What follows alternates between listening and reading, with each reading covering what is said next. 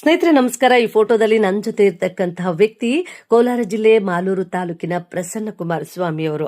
So ಇವರ ಮುಖ ಪರಿಚಯ ಬಹುಶಃ ಎಲ್ರಿಗೂ ಇಲ್ಲದೆ ಇರಬಹುದು, ಆದರೆ ಇವರ ಧ್ವನಿ ಕನ್ನಡದ ಪ್ರೀತಿ ಮತ್ತು ಒಂದು ಫೋನ್ ಕಾಲ್ ಇಡೀ ಸರ್ಕಾರದ ಗಮನಕ್ಕೆ ಮುಟ್ಟಿಸಿ ಒಂದು ಕ್ರಾಂತಿಕಾರಿ ಬೆಳವಣಿಗೆಗೆ ಸಾಕ್ಷಿಯಾದವರು. ಹಾಗಾಗಿ ಇವ್ರ ಜೊತೆ ಫೋಟೋ ತೆಗೆಸ್ಕೊಳ್ಳೋದಕ್ಕೆ ನನಗೆ ತುಂಬಾ ಹೆಮ್ಮೆ ಅನಿಸ್ತು. ಯಾಕೆ ಅಂತೀರಾ, ಇತ್ತೀಚೆಗಷ್ಟೇ ತುಂಬಾ ವೈರಲ್ ಆದಂತಹ ಒಂದು ವಿಡಿಯೋ ನೀವೆಲ್ಲರೂ ಕೇಳಿರ್ತೀರಾ, ನೋಡಿರ್ತೀರಾ.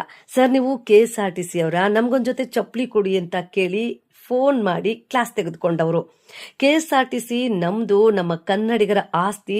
ಹಳದಿ ಕೆಂಪು ನಮ್ಮ ಕನ್ನಡದ ಸಂಕೇತ. ಅದಕ್ಯಾಕೆ ನೀವು ಚಪ್ಪಲಿ, ವಿಮಲ್ಲು, ನಿಕ್ಕರು, ಸ್ಟಿಕ್ಕರು, ನೈಟಿ ಹಾಕಿ ಹಾಳು ಮಾಡ್ತೀರಾ ಅಂತ ಕೇಳಿ ಅದರ ಪರಿಣಾಮ ಇಡೀ ಘನ ಸರ್ಕಾರದಲ್ಲೇ ಒಂದು ಹೊಸ ಬದಲಾವಣೆಯನ್ನ ತರಲಿಕ್ಕೆ ಸಾಕ್ಷಿಯಾಯಿತು. ಅದಷ್ಟೇ ಅಲ್ಲ, ಇಡೀ ಕರ್ನಾಟಕ ರಾಜ್ಯದಲ್ಲಿ ಸಾಕಷ್ಟು ಯುವಕರು ಸ್ವತಃ ತಾವೇ KSRTC ಬಸ್ ಮೇಲೆ ಇದ್ದಂತಹ ಅಡ್ವರ್ಟೈಸ್ಗಳನ್ನ ಕಿತ್ತೆಸೆದು ಕನ್ನಡದ ಪ್ರೀತಿಯನ್ನ ಮೆರೆದಿದ್ದಾರೆ.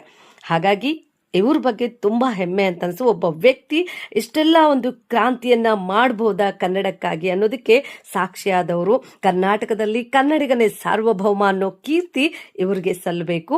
ನಮ್ಮ ಪ್ರಸನ್ನ ಕುಮಾರ್ ಸರ್ ಅವ್ರಿಗೆ ನಮ್ಮೆಲ್ಲರ ಕನ್ನಡದ ವಂದನೆಗಳನ್ನ ತಿಳಿಸೋಣ.